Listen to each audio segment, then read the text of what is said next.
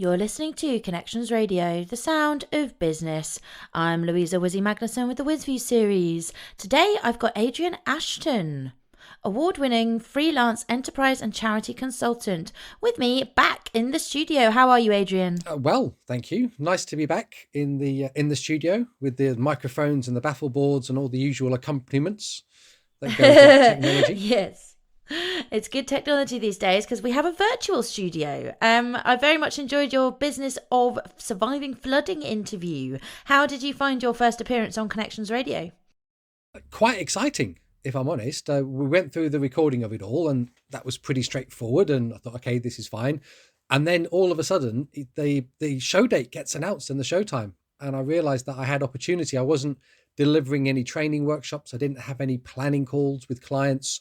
So I could just sit there and in a comfy chair, click on the link, and then heard myself and you and our playlist of songs come out through the computer speakers. And it was all very exciting. Oh, good. I'm glad you enjoyed it. I enjoyed it too. It was lovely. So, you are an award-winning freelance enterprise and charity consultant. Now, what does that mean? I get the award-winning bit, but let's start at the beginning. What do you do? Well, I collect a lot of doorstops, if you look at my social media feed. So I seem to have developed an embarrassing habit of people giving me awards. So much so now that I do actually use some of them as doorstops in my office because I just can't use them for anything else. So basically my background is I kind of read business at a university in Cambridge for 5 years, then worked in corporate public relations for a few years, and then bounced around and ended up in management roles in cooperatives and charities.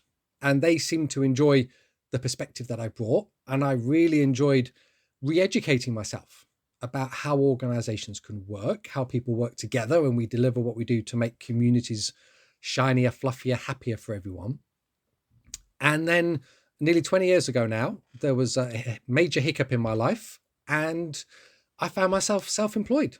So I kind of did what I had been doing before that people seem to like and enjoy, which was working with charities and cooperatives, community businesses to help them figure out stuff. So a lot of people say, oh, I'm a consultant. I help people figure out their tax arrangements. I'm a HR person. I help you with employment contracts. I come along and I say, it depends who you ask as to what you hear about what it is I do. But usually I'm the person you get in when things have got a bit muddled and it's a bit confusing and you don't really know what it is you need, but you know you need to try and sort something out.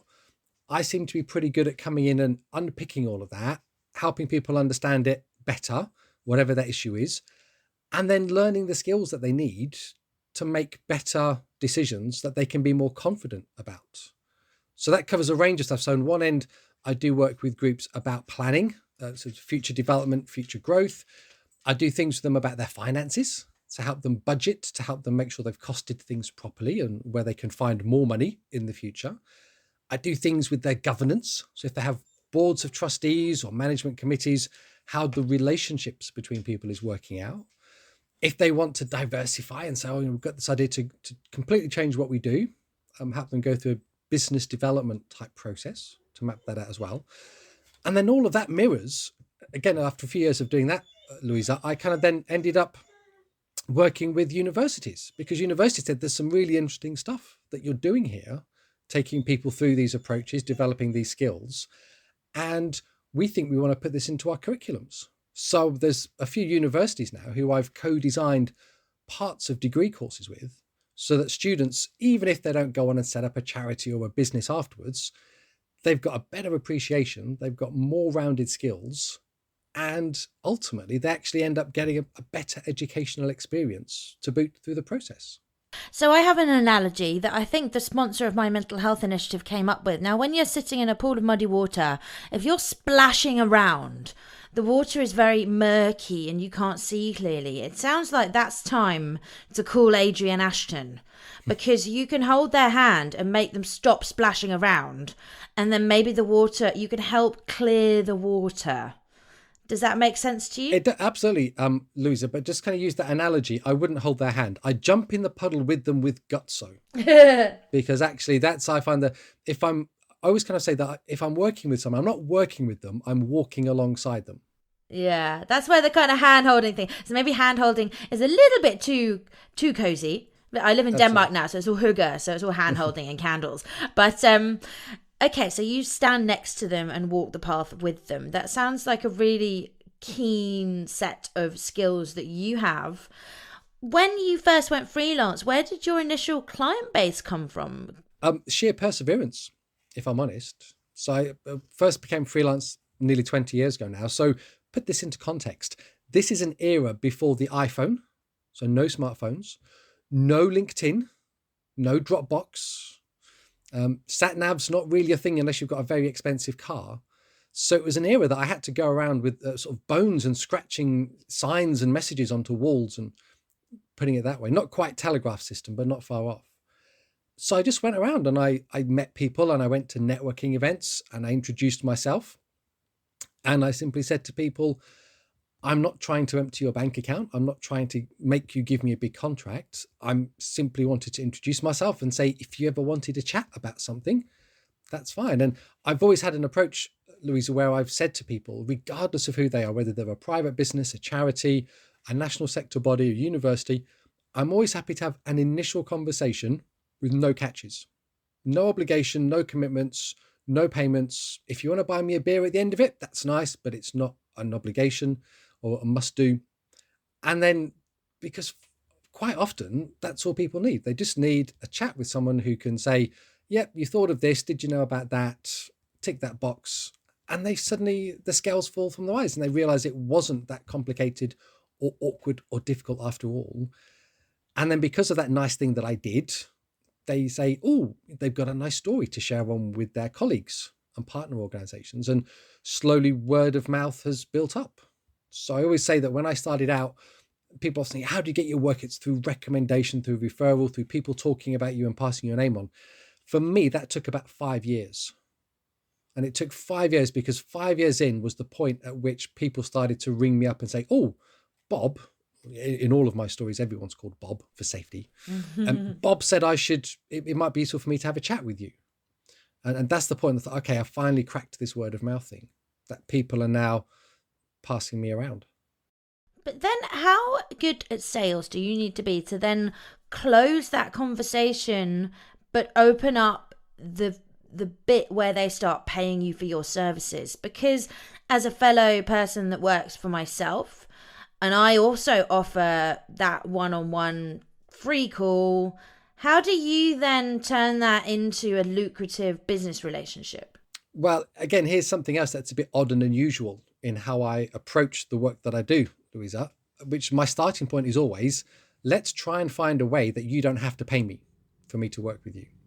Because I have an idea that whoever you are, whatever organization you are, you can spend your money on far better things than a consultant. Let's be honest. We're all thinking it. So let's put it out there. So my business model as such is if it becomes apparent that there would be benefit, that I can do something genuinely useful and helpful with a group or a business, my next port of call will be who can pay me on your behalf. So here in the UK, there are lots of funded support programs around through what are called growth hubs, through national sector bodies, through enterprise programs for different types of businesses. And as far as possible, I will always say, let's try and tap into one of those because they have a problem. They've got targets to meet. They have businesses to support. I have a problem. I've got rent to pay. And my client has a problem. They need someone to help them figure this stuff out. So if I can get all of us together, everybody gets to tick the boxes they need to tick. And the other reason I do that, Louisa, again, this is Britain and we're not very good at talking about money generally. So that negates that whole need to have that conversation 90% of the time. But because I'm working through a funded support program, there's two things that does that's really important for me. One is it makes me more transparent and accountable.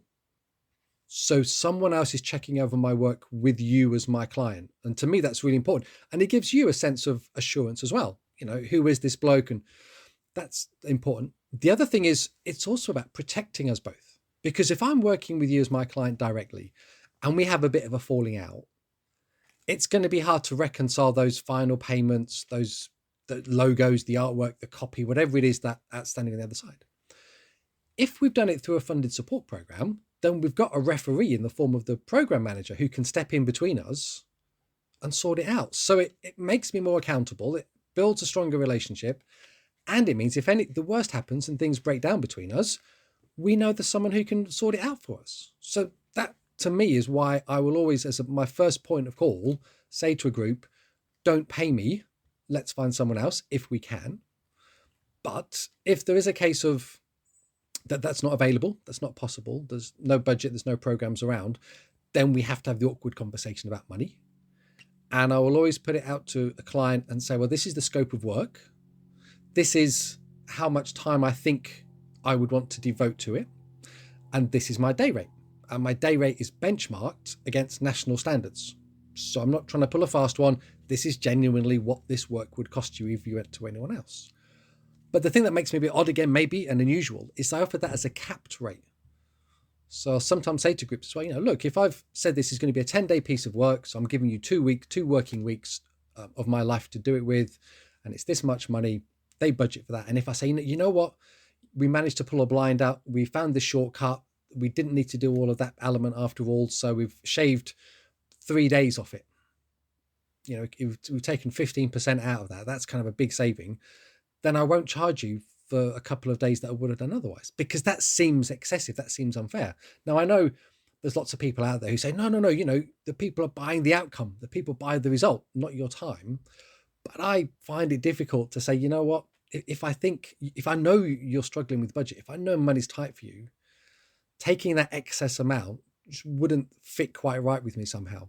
And, ultimately I have to sleep with my conscience at night, no one else. And I'm going to do everything I can in how I work and how I charge you to help me sleep best. It's also a surefire way to get a recommendation because, hey, if you've done it in 7 days and you've only charged them for 7 days, much more likely are they to recommend you? So it's a fantastic business model for you. It's not only transparent and fair and all in good conscience, but you must be, no wonder your word of mouth marketing, the way you get your business and referrals is so strong. You strike me as a serial problem solver and absolute dot connector. Would you say those skills were developed during your university days, or have you developed these in the University of Life? A bit of both, if I'm honest, Louise. I think definitely started out at university. So I always say that I spent 5 years reading business at a university in Cambridge. And anyone who's kind of familiar with those words and phrases can join the dots up. And I came out of that at the other end. And what the things that I valued most from my time in university were not what I learned in the classroom, were not the degree that I now have. Because actually that degree that I've got has made no difference when I've applied for jobs on payroll or bid for contracts, interestingly. What I learned the most and what I valued the most, number one, was that the realization that all of the theories and models that I was being taught are bunk. Everything you are taught in business school does not work in the real world, because all of these models and theories and frameworks that we're presented with by well-meaning people assume that we are logical, rational people. Well, the bad news is we're not. We're a big hot mess of emotions and irrationality and impromptuness and distraction. They're a good starting point, but they're not something we should be enslaved to. So that was useful. Question everything, challenge that. So that was one of the things I took. The other one was that I spent most of my time, not in my own sort of school in the university doing their lectures, but actually hanging out with everyone else.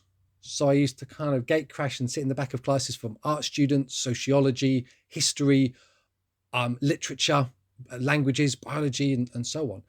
Because I thought this was an opportunity for me to immerse myself and my brain in things that I will probably never have the same opportunity to again.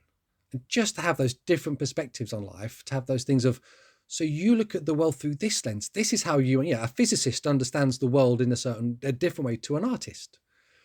But I'm still sharing a beer with you in the student bar at the weekend, but I can now relate to you a lot better. I can now understand why you think the way you do and how you're approaching this and why you're acting in those ways. And I can unpick that a bit as well. And I can help tie stuff together. The third thing that was the best outcome of my time at university was a drinking rhyme that I taught myself after my 48-hour hangover from my first student Eurovision party.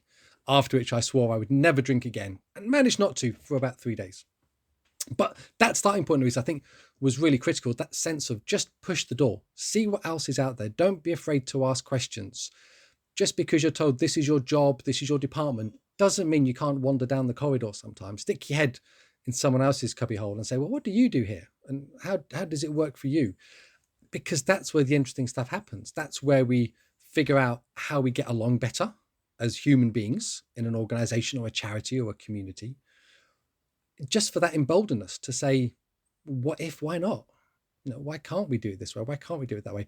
I had someone say to me once, how do you do what you do? You seem so, you if you're on a stage somewhere, we've seen you at conferences and things, you're always lively and all the rest.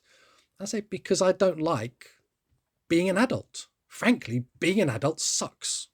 All this responsibility. Ugh. Being a kid as much. So any chance I get, Louisa, I am always. So, for example, there's clips of me on YouTube wearing a fez as part of a keynote special panel on a National Enterprise Conference, because I thought I just want to have some fun with this. And I want other people to have fun and realize you can make your own rules. You can be yourself. I was asked to chair a conference once, and I brought a rule in, because we've all been on conferences, speakers overrun, don't they? They're interesting, but they can go on a bit, and then everyone's watching the time, and we're going to be late for lunch, and I'm going to miss my train. I'm not going to get a chance to chat with the people I wanted to. So I introduced a rule at this conference that I was chairing. And I said to all the speakers at the start, I'm going to keep your time. And when it gets to 1 minute before your time is up, I'm going to come and stand next to you on the stage, so you'll know. Okay. And then I said, and once that minute is up, I'm going to whip out some water pistols. And if you carry on, I will chase you off the stage with the water pistols. And everybody looked at me nervously and said, okay, he is joking though, isn't he? Because these are heads of universities and other things. Very nice suits and all the rest. So we started the conference. I introduced myself, and the day set the tone for the participants and the people who were there in the audience. And I said, oh, by the way, just to reassure you, timekeeping, we're going to have this thing on. Very important. And I've told the speakers we're all up for it. Great. First speaker comes on, and his time comes up. I go and stand next to him. So he sees me, that's fine. And then the minute goes, and I said, okay, well, this is it. I get the water pistols out. I can see everyone in the audience going, he's not going to do it, is he? And he's not going to do it. I can see the speaker looking at me saying, you're not really going to do this, are you? I said, these are the rules. That was it. Start peppering him. And it was, and again, after that, it just took the edge off everything. Suddenly became less stuffy. It was more relaxed. People felt freer and open just to be themselves and be more human.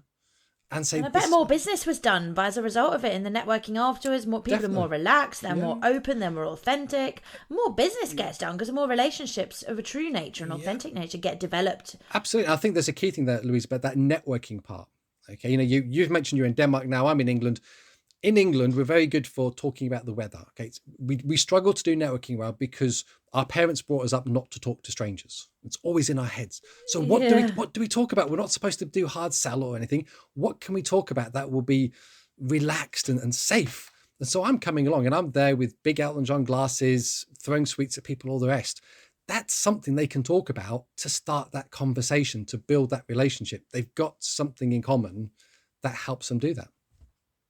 You sound like a key icebreaker sort of individual and a real character. Adrian Ashton, where can we find out more about your business and get in touch for services? So I'm quite messy online. So if you stick my name, Adrian Ashton, into your preferred search engine, I'll pop up. I'm also across most social media channels, including TikTok. Although if you really want the traditional stuff, I'm quite vain as well in some ways. So you can type in adrianashton.co.uk. And then my smiley, cheery face will pop up on your computer screen along with a bit more information and a contact me and here's my phone number button. Fantastic. Adrian, once again, thank you for joining me again on Connections Radio for the Wiz View series, and have a lovely day. Thank you. Bye, everyone.